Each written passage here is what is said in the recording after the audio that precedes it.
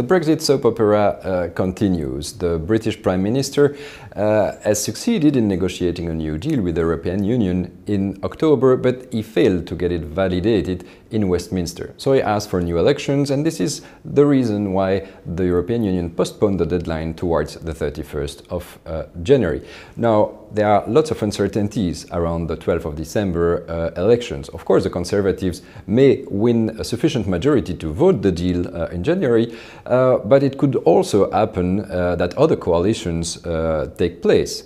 If they were led by Labour, for example, we could very well end up with new negotiations with the European Union or even a new referendum on the matter. So there are still some risks and uncertainties around the 12th of December election in the UK and around the fact that a deal could indeed be voted upon in January.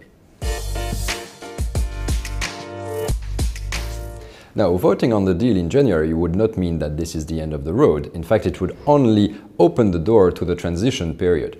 This transition period is there to allow the European Union and the United Kingdom to negotiate a free trade agreement together.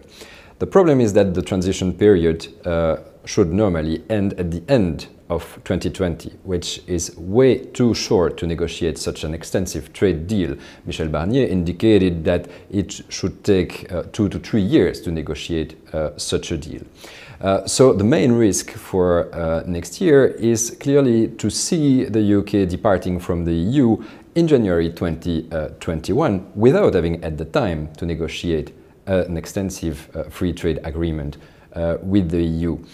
So we are probably contemplating an extension of the transition period. The problem is there that the negotiation around that should take place before the 30th of June of 2020, and that part of the Conservative Party in the UK is against an extension of the transition period. The reason being that if the UK stays for longer in the EU, it also has to contribute to the European budget, which is a problem for them.